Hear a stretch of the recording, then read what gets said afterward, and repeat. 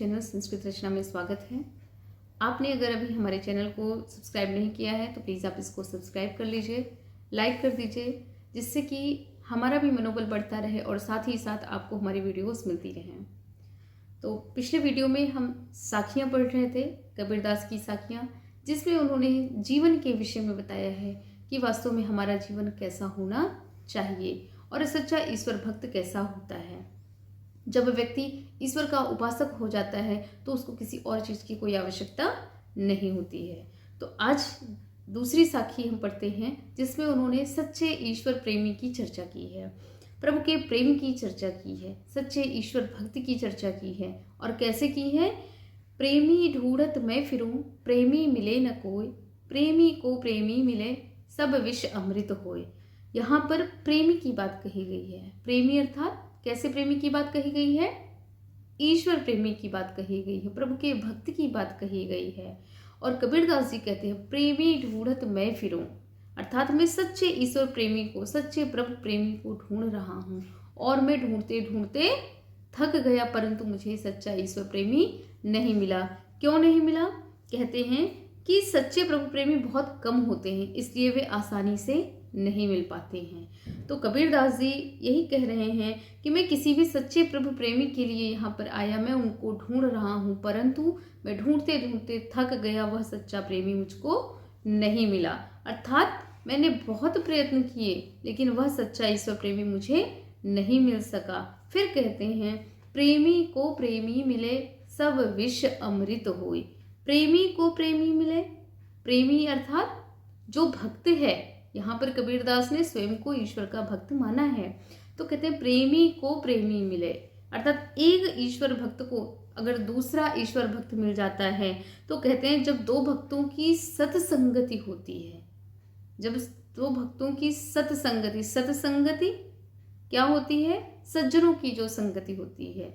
तो जब दो भक्तों की सत्संगति होती है तो क्या होता है? सब विष अमृत होए।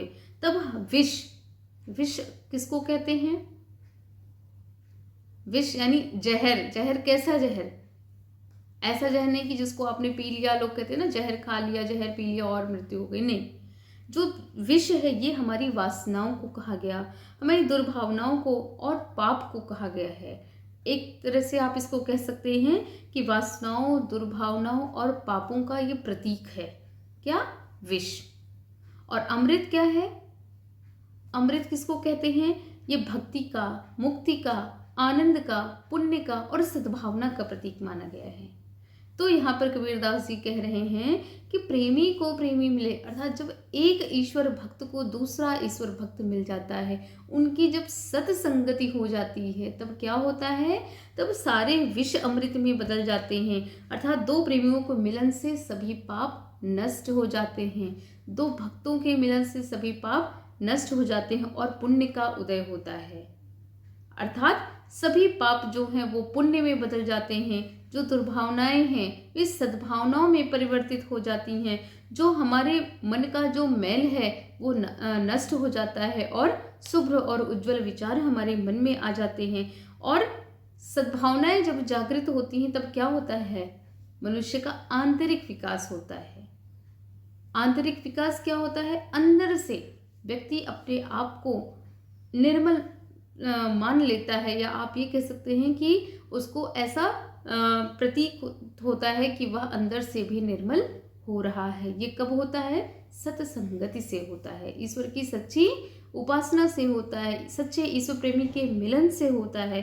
तो एक बार इसको आप देख लीजिएगा, एक लाइन में हम बोल देते हैं कि प्रेमी ढूंढत मैं फिरूं, प्रेमी मिला न कोई, प्रेमी को प्रेमी मिले, सब विष अमृत होए।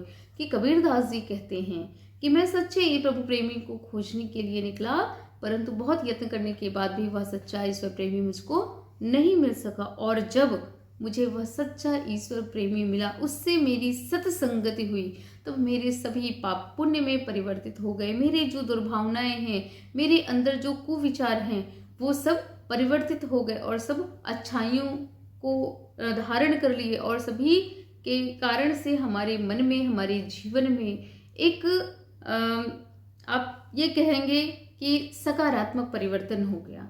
सकारात्मक परिवर्तन आ गया। जब व्यक्ति के अंदर सकारात्मक परिवर्तन आता है तो जीवन की दिशा उसकी उच्च से उच्चतर होती चली जाती है।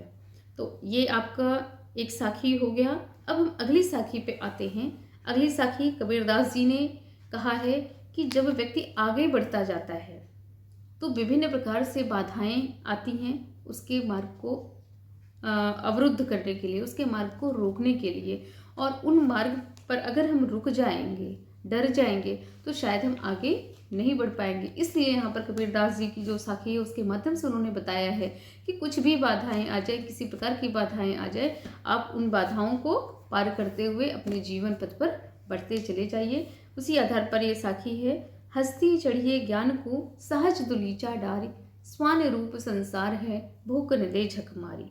हस्ती चढ़िए ज्ञान को, हस्ती अर्थात हाथी, चढ़िए अर्थात चढ़िए, चढ़ने के लिए कहा गया। कहाँ पर? ज्ञान को, यानी ज्ञान रूपी हाथी पर चढ़ जाइए, ज्ञान रूपी हाथी पर सवार हो जाइए। हाथी की सवारी लोग करते हैं ना, तो आपको किस प्रकार की हाथी की सवारी करनी है? ज्ञान रूपी हाथी की सवारी करनी है। तो कबीरदास जी ये साधकों को संबोधित करते हुए कह रहे हैं कि हे साधकों, तुम ज्ञान रूपी हाथी पर सवार हो जाओ। और कैसे सवार हो जाओ? सहज दुलीचा डारी, सहज अर्थात स्वाभाविक रूप से, बिना किसी बाधा के, निश्चिंत होकर के, स्वाभाविक से हट से दूर होकर के, दुलीचा डारी, दुलीचा एक आसनी, छोटी आसनी को कहते हैं, कालीन को कहते हैं। तो यहाँ पर कबीरदास जी कह रहे हैं कि आप सहज समाधि रूपी आसनी पर बैठ जाइए और निश्चिंत होकर के सहज रूप से कहाँ पर बैठ जाइए? ज्ञान रूपी हाथी पर उस आसन को बिछा करके बैठ जाइए। ठीक, साधन रूपी जो कालीन है उसमें साधकों के लिए कहा गया कि आप अपनी समाधि को, अर्थात ईश्वर की उपासना रूपी उस समाधि को लेकर के आप निश्चिंत होकर बैठिए। और स्वान रूप संसार है भूख न दे झक मारी। स्वान यहाँ पर कुत्ते के लिए कहा गया है। स्वान का अर्थ है कुत्ता। तो स्वान रूप संसार है, यह संसार कुत्ते की भांति है, स्वान की भांति है। भूख न दे झक मारी, यानी जो हाथी को चलते देख करके व्यर्थ में भौंकता रहता है। आपने कहावत सुनी है ना कि कुत्ते भौंकते रहते हैं और हाथी चलता जाता है। तो यहाँ पर कह रहे हैं कि यह संसार तो कुत्ते के समान है, जब हाथी चलता है तो उसको देख करके व्यर्थ ही ये भौंकता रहता है। अर्थात कहने का तात्पर्य है कि जब हम कुछ अच्छा काम करने का प्रयास करते हैं तो इस संसार के लोग हमारा मनोबल को गिराना प्रारंभ कर देते हैं, हमको पीछे खींचना शुरू कर देते हैं। और अगर उससे हम डर जाएंगे, उनकी बातों से हम डर जाएंगे, प्रभावित होने लग जाएंगे, तो हम पीछे होते चले जाएंगे। इसलिए उन्होंने कहा है कि आप ज्ञान रूपी हाथी पर सवार हो जाए। ज्ञान रूपी हाथी पर सवार होने का तात्पर्य यही है कि जब हमारे पास ज्ञान होगा तो हम अच्छे और बुरे का, सही और गलत का भेद कर सकेंगे और उस आधार पर हम कोई निर्णय ले सकेंगे और अपने जीवन की दिशा को परिवर्तित कर सकेंगे।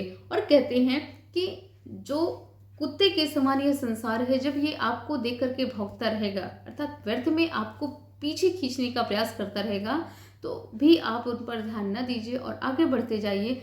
आपका उससे कुछ बिगड़ने वाला नहीं है, क्योंकि जो भौंकते हैं वो कुछ कर नहीं सकते हैं, अर्थात वो सिर्फ कह सकते हैं, आपके मनोबल को गिरा सकते हैं, लेकिन आपको पीछे नहीं कर सकते जब तक कि आप स्वयं अपने आप को पीछे करना नहीं चाहेंगे। तो यहाँ पर कहते हैं कि प्रभु साधक को दुनिया की निंदा की परवाह किए बिना, यानी जो दुनिया है वो आपकी निंदा कर रही है तो करने दीजिए, निंदा किए बिना साधना के पथ पर बढ़ते जाने की बात कह रहे हैं कि आप साधना के पथ पर आगे बढ़ते जाइए, व्यर्थ किसी चीज़ की चिंता ना कीजिए, क्योंकि यह संसार तो कुत्ते के समान है, ये हमेशा आपको देख करके भौंकता रहेगा, आपको पीछे खींचने का प्रयास करता रहेगा। और इन सब से आगे बढ़ते हुए आप अपने जीवन की दिशा को आगे बढ़ाते चले जाइए। तो आज के वीडियो में बस इतना ही। आप लोग इस चैनल को सब्सक्राइब कर लीजिएगा, लाइक कीजिएगा, और अगर कोई आपको सुझाव होता है तो आप उसको भी कमेंट बॉक्स में कर दीजिएगा। आज के लिए बस इतना ही। बाकी जो साखियाँ हैं हम अगले वीडियो में पढ़ते हैं। तब तक के लिए धन्यवाद।